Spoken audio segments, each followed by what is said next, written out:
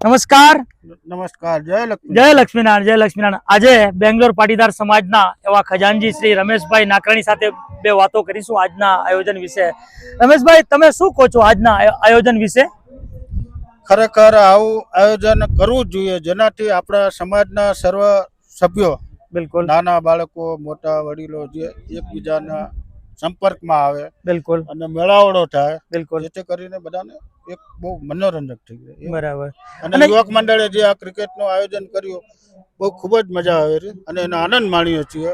સાથે સાથે અમારી વડીલોની પણ મેચ રાખી, એની પણ બહુ મોજ માણી. વાહ વાહ વાહ વાહ, સરસ સરસ. અને યુવાનોને તમે શું મેસેજ દેવા માંગો છો?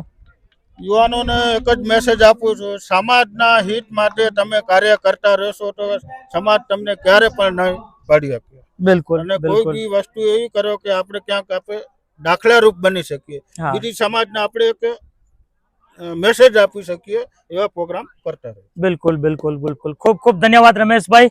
અને યુવાનોને વિનંતી કરશું આપણે કે નિર્વ્યસની સમાજ બને અને ખૂબ પ્રગતિશીલ સમાજ બને એવો યુવાનોને આપણે એક મેસેજ દેશું અને યુવાનોને ભલામણ કરશું. અસ્તુ, ધન્યવાદ. ખૂબ ખૂબ રમેશભાઈ, તમારો ધન્યવાદ.